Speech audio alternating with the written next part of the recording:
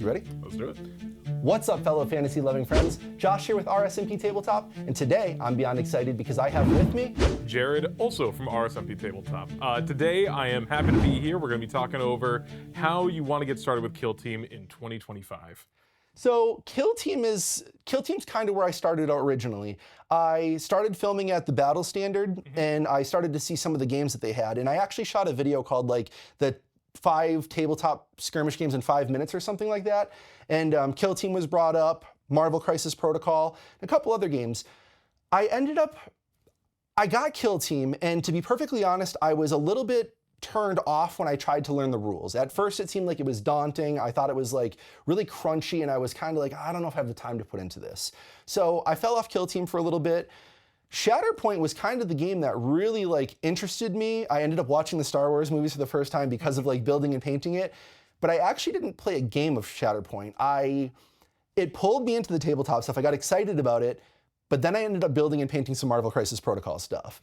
And that took me down the rabbit hole, which is why the channel had a bunch of Marvel Crisis videos for a long time, which we will still continue to do. But after playing Marvel Crisis for a little while and getting a basic understanding of a tabletop game and kind of how it's played and just movement and things like that, now all of a sudden the rules to Kill Team seemed a lot less daunting, a lot less overwhelming. And after we played the first game of Kill Team, I have been completely hooked ever since. Our Discord is constantly blowing up. We were talking about this when you first got here today. Every day somebody's posting some excited comment about how they either learned something new about the army that they're playing, or they posted the pictures of the new army that they bought and they can't wait to get into the game. So how did you get into Kill Team? So I kind of got into Kill Team initially from 40K. So 40K was like the first really big tabletop game I got into. Yeah, I played board games my entire life, but actually during COVID in 2020, I did the deep dive. I bought a huge Necron army, and I played 40K for a while with some friends. But the thing that like really drew me into Kill Team is the fact that it's quicker, it's dynamic, and it still has that 40K setting that we all know and love. So I could have a friend over for like an 8-hour day.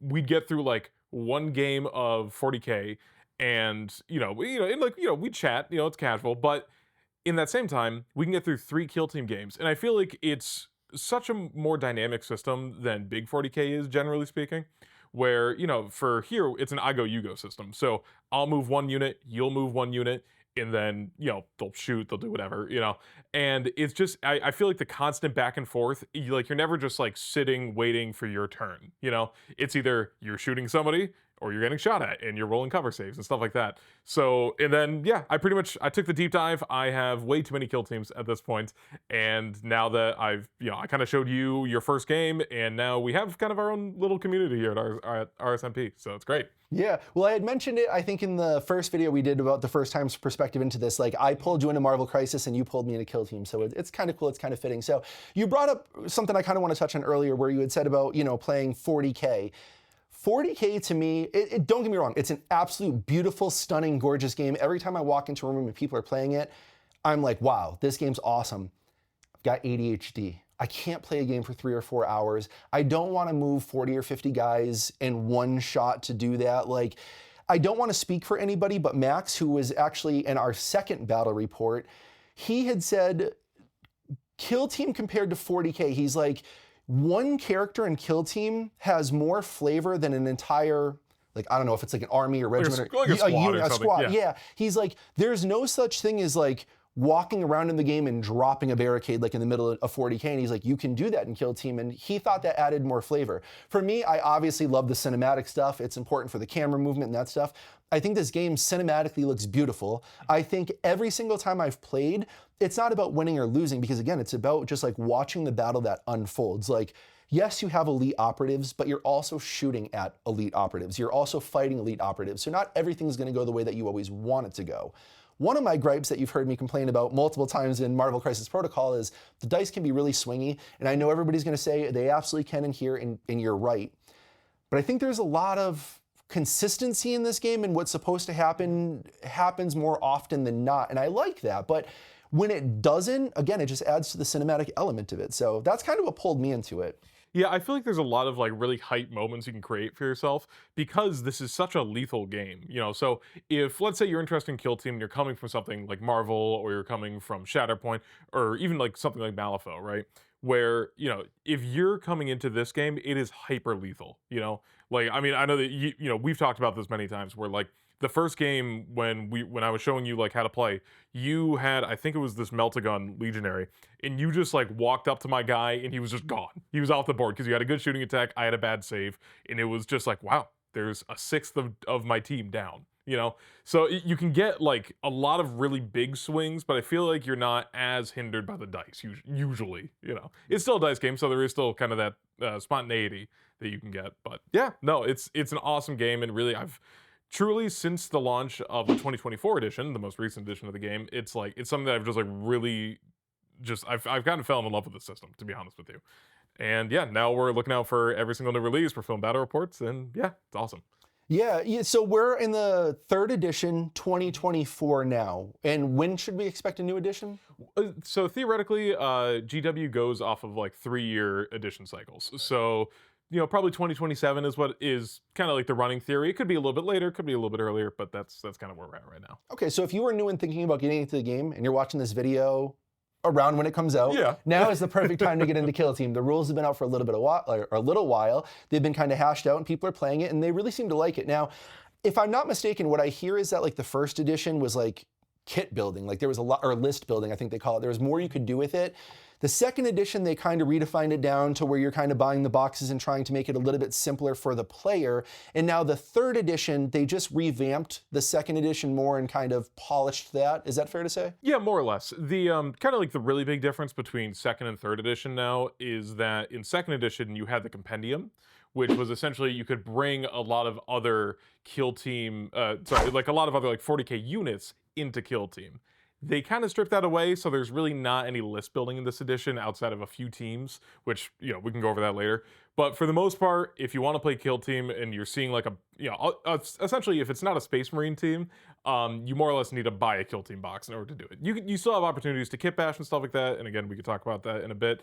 But generally speaking, you buy a box that says Kill Team on it, and then that's kind of all the model sets you'll need to play that team. So. Yeah, so now when you buy kill teams, there are still some kill teams that have options. You can build guys different ways.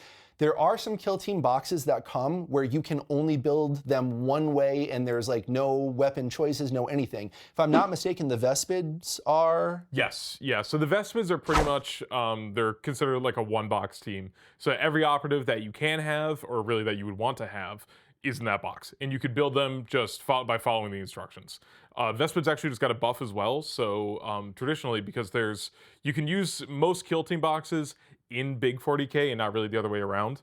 So for Vespids, generally speaking, they come with 11 models. It's the 10 actual Vespids, the bugs, and then 1 drone. In Kill Team initially, it would be the 9 bugs and the drone, but they just made it so you can actually include the entire box now when playing the game. So it was a good buff for them too. So I know there's a couple of Vespid players that are pretty stoked. So Nice, nice. So, okay.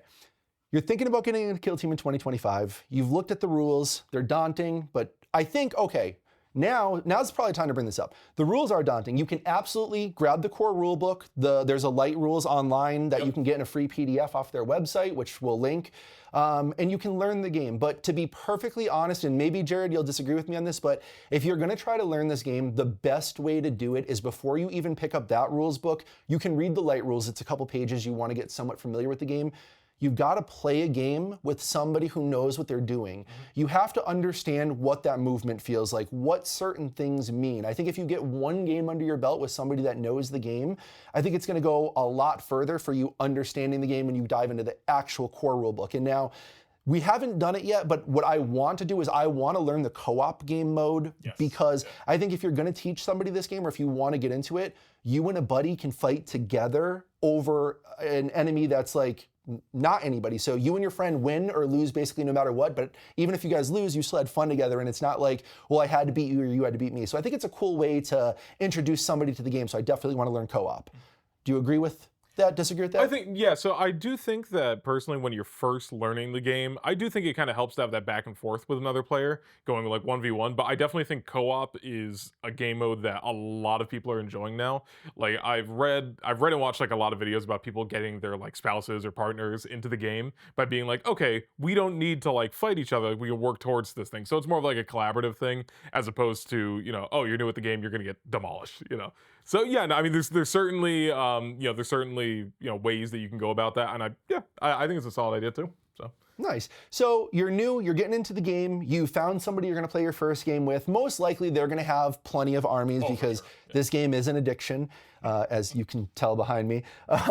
But so you want to pick your first army. Now I guess there's a range of things to consider when picking an army. And what we want to touch on in this part of the video is essentially there's a few options we think that are good for new players, and then there's a few that maybe you should consider to stay away from. And we're only going to say stay away from these particular armies, not because they're bad, but when you're trying to learn the game, I think starting off with like 6 models is a lot different than starting off with 12. It makes the game a little bit more digestible. So we're talking strictly for a new player getting into the game. So Jared, if you were a new player getting into the game, can you just talk about a couple armies that you would actually consider picking up for your first? Space Marines. No, no, pretty much any of like the elite teams, I think are generally pretty easy to pick up for first timers because a lot of, let's just talk about Space Marines just to like get started here. So like the Angels of Death, Legionaries, then we also have Plague Marines, Nemesis Claw. All of those teams have a high wound count, right? So you're really not going to get blown off the board in one turn, right? And then you also have the 3 APL. So, which is very forgiving for a lot of new players, where, if you only have like a 2 APL team, you may, you may move, shoot, and then be caught out of position, and your guy just might be right out in the open. And for anybody that is brand new watching this, APL are essentially the amount of actions you could take in a turn. So generally speaking, a lot of the elite teams, all the Space Marine teams, have 3 APL. So you could do something like a move, shoot, and then you could dash, which is another 3 inches. So that way you can kind of like bob in and out of cover a lot easier as well. And again, your weapons are good, you're kind of good at everything, so you can shoot, you can fight, you can move fast, and they're pretty versatile, and again, very forgiving for new teams. And generally speaking, that's what I like. When I was showing you, like we did Angels of Death for versus Legionaries, I had my friend do Legionaries, and I was playing Angels of Death, and I was first teaching him. So I think that these are just really forgiving teams, and like a lot of the rules that they have are also like they're good. Like they're just good at buffing themselves. They like Angels of Death, for example, they have a ploy where they could do 2 actions and a counteract, which is kind of crazy. So they're very strong in the meta, kind of always. But again, I don't think you should be worried about the meta too much when you're first starting anyway. So yeah, no, I mean they're cool. Everybody loves Chaos, and regular Space Marines. So yeah, highly recommend those. I started with Legionaries, and as a new player, I gotta be honest, I don't know why you would the only reason you'd recommend something else is because there's a list online, which we'll link, and I'll probably show on the screen now, of the rotations. So unfortunately, we are gonna lose Legionaries soon enough, so you might not want to consider playing them now, only because we're about to have them rotate out. Nemesis Claw and Angels of Death is going to rotate too? Or? No, they're actually classified year 2, so they're good until at least 2020. So one of those teams, they play similar, but honestly, I'm going to talk about the Legionaries because that's who I know a little bit now.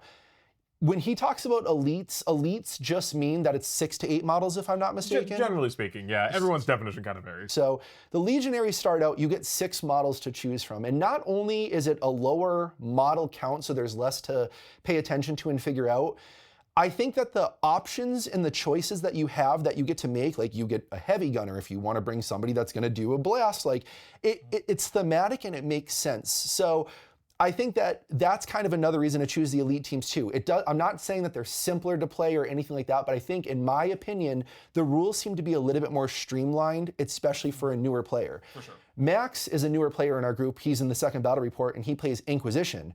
That is a tough team to play. Yep. Max is a smart guy who's got some 40K background, but if he doesn't interact with all of his guys right, the team's not going to be as strong. If you pick up like an elite Space Marine team, you're going to walk out, you're going to murder faces, and you're going to just like capture objectives and potentially win a game because they have that brute force, especially when you're playing with newer players. Right. Yeah, like, and the biggest thing with the Space Marine team, when I say it's forgiving to new players, I just mean it's kind of hard to screw up, to be honest with you. Don't get me wrong, everybody has bad games. It happens to the best of us, surely me, But like it's one of those things where they can run up, they can take objectives, they could shoot real well, they could fight real well, they could shoot twice, they could fight twice. And it's just they do everything just a little bit better than a lot of these more horde-based teams that you'll see, from the 10 to 12 model counts. So yeah, I think they're really great. And then actually, they were featured in our first battle report, but I think the Corsair Voids card are also pretty good as well. So because they have like a team-wide rule where effectively everybody there gets a free dash. So they're like pseudo 3 APL. You just need to use one of those action points on a dash. So really good. And again, they're pretty versatile. They're good at running up. They can fight. They can shoot well. They don't really have any shenanigans you need to worry about. So the rules complexity it's kind of like in the middle. It's not as simple as Space Marines, but I also don't really think they're all that hard to like really get a grasp of if you're new to the game. So yeah, I have them, and then just as kind of like a dark horse here, I honestly think the Goremongers as well are pretty easy to pick up. They're a very honest, very straightforward team, I feel like, where their whole goal is moving up the map and charging and fighting, and then hopefully killing things. If not, they're gonna die. That's kind of they have like a very straightforward game plan, I feel like.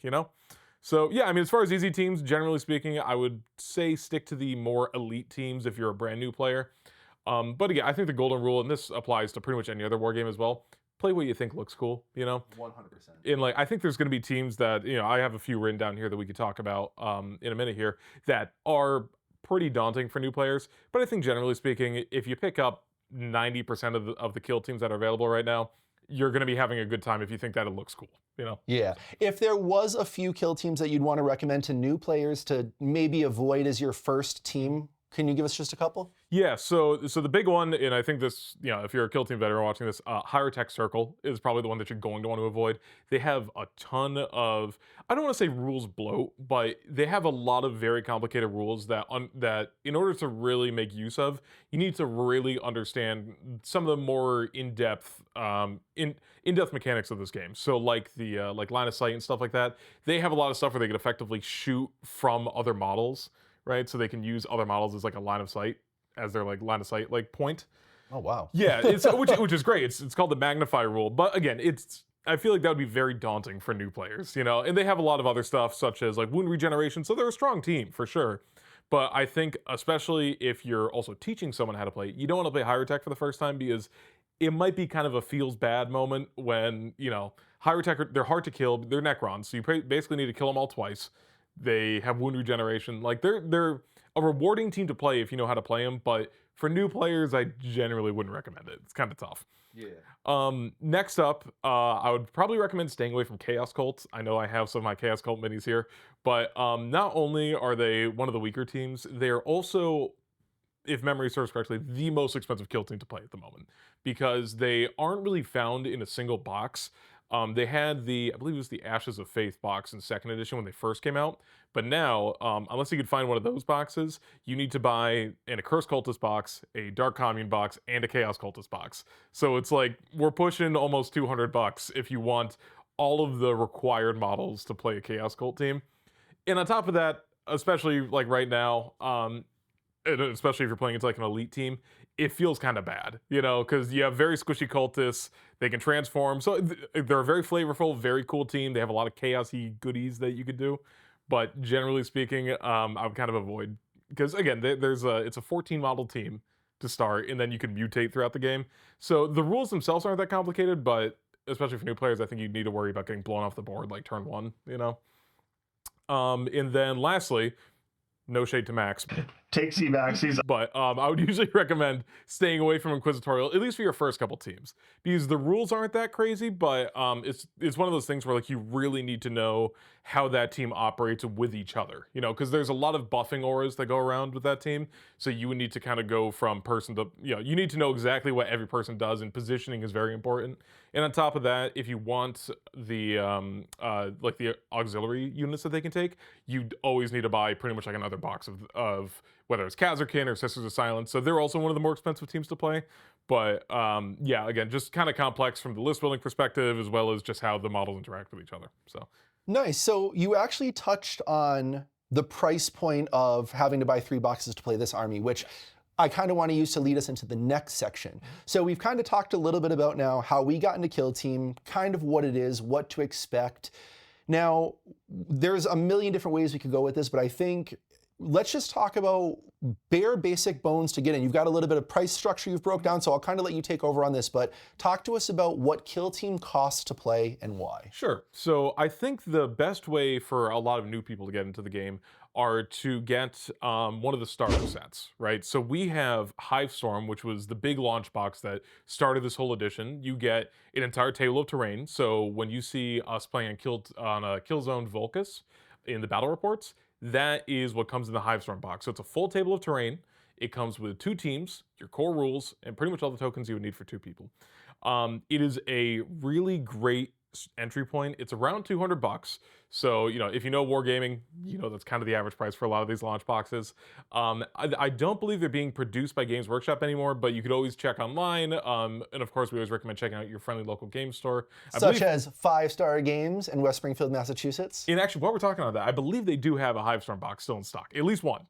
Oh, I'm sure. The last time I was there, they sell a Hivestorm box. And then, again, you're probably going to want to hit up your friendly local game store for this one as well, it's just called the Kill Team Starter Set. You don't get a ton of terrain. You get this like MDF kind of like cardboard terrain with it, which it's not bad by any means. But it's around like $100, but you still get 2 kill teams with it. So you get Angels of Death, which are, it's your Space Marine team versus Plague Marines, right? Which is obviously another elite Space Marine team. So both really good teams to, to kind of like learn the game on. It doesn't come with the core book though, unfortunately. So it comes with like the light rules included. But again, if you really want to play the game, you want to know all the missions, all that stuff, you're going to kind of want the core book. And but the good thing about the starter set is that it also comes with the tokens for 2 people as well. So it's definitely not bad. I know a lot of Kill Team veterans that already have the core book. They already bought Hivestorm. They're still buying the starter set just because they really like those 2 teams that come with it as well. So, but yeah, one thing, let's say you don't want to do one of the starter boxes. You say, I really don't like any of the teams found in Hivestorm or the starter set. Unlikely, but it's a possibility. You would definitely need the core book to fully learn the game, right? So this is pretty much all the rules that you would need, right? So the mission rules are in here.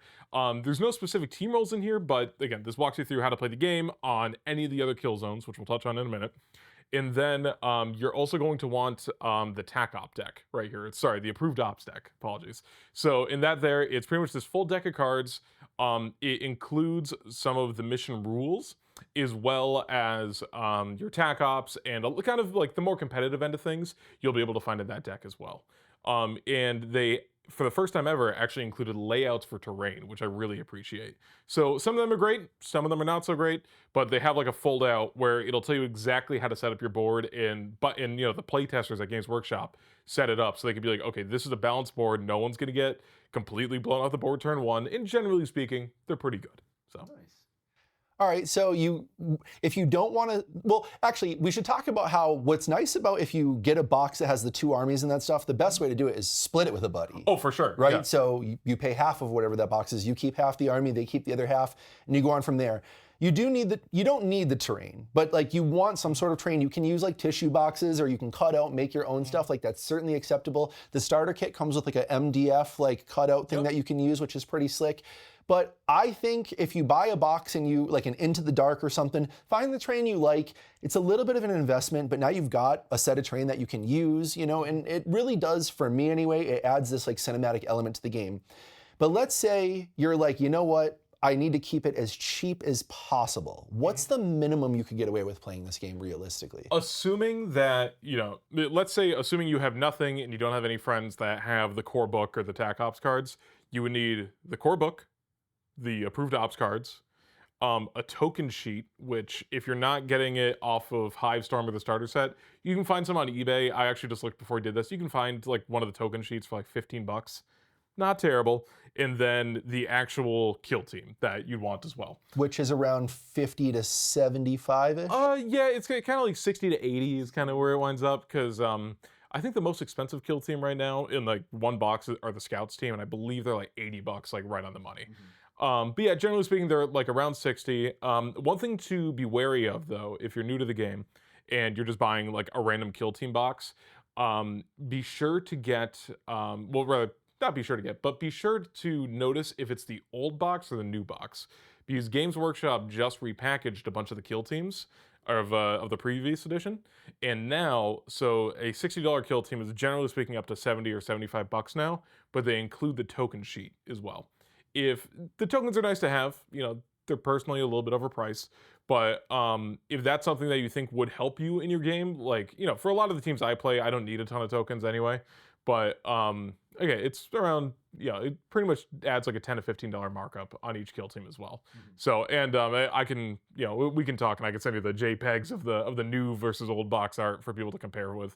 But yeah, no, I think though that's kind of what you would need. You need the book, the approved ops deck, and a kill team. And yeah, if you were to buy the core rulebook separate, what are those going for these days? Yeah, so the core book is $60 right now. And again, check your friendly local game store. Maybe someone's trying to get rid of it. Then there is the approved ops deck, which is around $35-$40, depending on where you look. And then again, the token sheets that come in the boxes, they don't, as far as I'm aware, they don't get sold separately at the moment. But again, you could buy them on like eBay or something for like $15 each, or you could do what myself and some of the other local guys have done, and you can go on like Etsy and find some really nice acrylic tokens as well. Those are usually around 40-ish bucks is what I found. But again, like we're talking nice 3D printed tokens that, they stand out really well on the board as well. So nice. Yeah. All right, so we talked about the game, how to get into it. So let's assume you've already got your army now. Oh, actually, no, one thing before we get into like basics of the game I want to touch on. So I guess another big consideration when figuring out what army you want to play, there's two types of ways to play this game. There's shooting and then there's melee. If you want to play somebody like the Goremongers, there's not a lot of shooting. You're running up, you're using hand-to-hand combat, you're smashing face. Felgor Ravagers, same thing. They can shoot, but they're not a shooting team. Yeah. Who would you say is the shootiest teams? Ooh, the shootiest. I mean, it used to be Pathfinders, but they have since been nerfed into the ground, unfortunately. God, shooty. I mean, this is probably not the most shooty team. But yeah, I honestly think the Farstalker Kinband have a lot of really fun shooting. So if you want to see like a lot of like really kind of weird weapon profiles, not weird complicated, but weird where there's like a lot of like overlapping rules and stuff, I think the Farstalker Kinband are really great. And I mean, like everybody loves Kroot, so I think it works out really well for them. Nice. So I guess you gotta take that in consideration too. Both are equally as strong, but when you shoot, they don't necessarily get to hit back. But when you're fighting, you hit them, they hit you. So that's got to be taken into consideration. The Goremongers are a fantastic team. We got to see you pilot them in the first battle report. You actually brought them up as like a team. Did you say it would be good for beginner players, or? Yeah, I would say so. They're definitely one of those teams where they don't offer as much flexibility as something like an elite Space Marine team, but you look at them and you can automatically tell what the game plan is. It is run up and fight things, pretty much. Yeah. And they do that really well. I think they could be a contender for like the best melee team right now. I think they may be upsetting Felgor a little bit, maybe, but I genuinely think like if you want to get angry and get in someone's face when you're playing this game, I definitely think Goremongers are a really good place to start now. Nice. Yeah. Well, and there are teams that do a little bit of both. The elite teams, the Legionaries, they're unbelievable at shooting and they're unbelievable at combat. So it's just such a good team to want to pick up and play. So you got to use that in your consideration. But like Jared said, the rule of cool, you'll hear that. Buy the army that you like, learn them, and play them better each time you play them. I mean, really, that's the point of the game. So when you've done that, though, what we're going to touch on really quick is we're not going to get into like how to play the game or anything like that, but when you play your first few games, you don't need to follow that rule book. You're not trying to follow all the rules to the T. We just kind of want to give you a stripped down version of the game and a few things to think about your first few games, because if you've never played the game, you don't understand how strong that weapon is. You don't understand what 15 wounds means or what the cutoffs are on that. So we think it's really important to, especially to keep your attention as a new player and not feel super overwhelmed. But if you were to play the game, like when you taught me, what would you do to like teach or have a first-time player if it wasn't going to be the co-op mode? Right. Yeah. So if you're doing a 1v1 situation and you're just trying to learn the game, and like I'm gonna speak like from the perspective of somebody like you're trying to show your friend how to play the game, right? So what you would do, at least what I would recommend doing, is that you would choose two elite-ish teams. And again, I definitely think for a first game you want to choose teams that are pretty good at a little bit of everything. Because if someone's new to the game, you want them to know how shooting works, you want them to know how fighting works, right? So you want to give them a team that kind of has the options to do both of those. Next up, I would recommend kind of stripping down the rules a little bit here. So the cover rules, as I'm sure you're aware as well, they can be kind of dense. They can be tough to kind of figure out for a new player. But what I would say is strip down the equipment and the stratagems that you can bring. So that way you're still giving people an opportunity to learn the crit op, which is your primary mission, and the tac op, which is your secondary mission. In the tac ops, actually, whenever I've done kind of like a tutorial game, I actually do the tac ops like face up, because normally they're secret until you reveal them, until you really score your first point off of them. But for the first game, it's good for at least me as someone that's like teaching someone the game how like what their game plan is, right? Because that way, again, you want to offer more of a guiding hand. You don't just want to say, "Here's how you shoot. Good luck." You want to be like, okay, So like I remember when we were playing, I was like, okay, well if you move here, you can. I don't remember what you were using for your tac op. It might have been confirm kill or something. But I was telling you, and I was like, if you move here, you could shoot my guy that's like in like partial cover right now. So there's some stuff like that where I think it's still important, so that way they can immediately see the tactical edge. They can immediately get into the action, right? Because no one just wants to play like a hidey game, for their first game. But yeah, so definitely equipment should probably get stripped down for the first game, and stratagems as well. So whenever I do a tutorial game, we pretty much just use command reroll, and just because that's the easiest stratagem to remember, because you just reroll a single dice. So yeah, I mean those are kind of my recommendations. I don't really think the kill zone matters as much. I think if you stick to Volcus or Gallowdark, I think those are probably going to be your best two options for really teaching people the game. I think Beta Decima is okay, but it can be a little bit unbalanced at times. I think Volcus has been the favorite board out of our group by far. Yeah. I don't even think it's close, to be honest. Into the Dark's fun, and there's people that definitely like that board, but every single time we play this particular terrain, we just love it. I mean, it's always a good time. That you can be a little bit hidey if you want in certain areas, but there's like vantage points. Getting that second level really, I think, adds a lot to the game. My one gripe with Marvel Crisis has always been like there's not really an advantage for being higher than somebody where there should. In this game, there is an advantage. You get, if you're in an vantage point and somebody's on the ground, I believe you get accurate 1, right? So generally speaking, you basically which is really good. get to a free hit. Or is it a free hit or you roll an extra dice? You get like a guaranteed hit. Basically. Nice, yeah. So, that's what I love about this game. It's very flavorful. And the thing is, you're not gonna know all the rules. You're not gonna understand how your army works your first few games. But I think what I love to see in the Discord, again, I brought it up earlier, every single day, people just keep learning more. And every single time I play this game, I learn something more. Every time I've watched a battle report we filmed or somebody play, I learn something new. And for me, I like that because that's tangible, right? It's like, it's something new that I got to put in my toolbox and I'm gonna get to use in my next game. And that's kind of like that, like the addiction to playing like an ultimate team. Like I feel like now I've got my ultimate team and I'm trying to like get there and play them to the best that I can. So people figure out what they want to play, a little bit about the basics. Let's talk about some things that you can use to help make the game easier, or some other YouTube places you could go to kind of make this game make more sense, or just learn more about it. Sure. Yeah. So, I mean, if you want to just watch like fun battle reports, I think really tightly edited, really fun stuff, check out our SMP. No, I think probably for Kill Team battle reports, I think Mountainside Tabletop is probably they're the mountain goats as they're called. So they do an awesome job. Again, most of them are between like 30 to 40 minutes, I believe, and they have a huge depth of knowledge regarding the game, but they also have a lot of different kill teams showcased there. You're not, because I know for some channels, you'll see pretty much like Angels of Death versus some other team, right? Or like Legionaries versus some other team.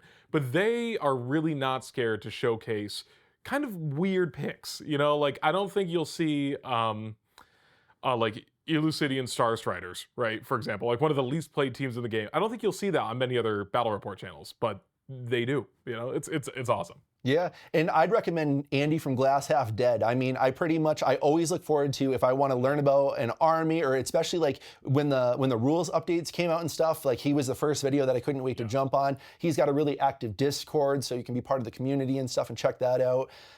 So it's just cool. I mean, it's good to see that they're finally starting to get more Kill Team content out there. The game came out in 2018, but I feel like really just over the last couple of years, it's starting to gain the traction that it deserves. Oh, definitely. Yeah. And I think that for a lot of people, it's kind of a daunting rule set, especially if you're not familiar with war games at the start. Like, thankfully, I transitioned from 40K, so it wasn't necessarily easier per se, but it was definitely just like transitioning a lot of the skills I already had. over to it, you know.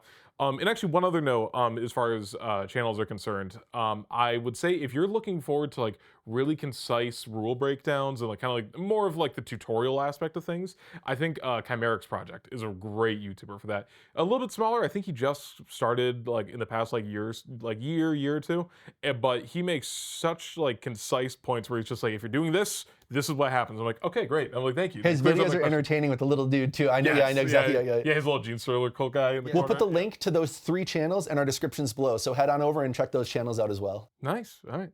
So, was there anything else that, you know, coming from someone who's a little bit newer to the game, was there any other questions you might have had when you first started? I think the thing that our particular group has struggled with, because we've got about 10 guys right now that are unbelievably excited about this game. You know, most people said that there just wasn't a community for it, so they were really excited to see that we kind of got one going in this area. Now, our game plan is going to be, we're going to outgrow the basement. In the basement, we're going to do battle reports down here, and we're going to try to do like affiliation breakdowns and things like that, talk about characters and what's strong and what's not.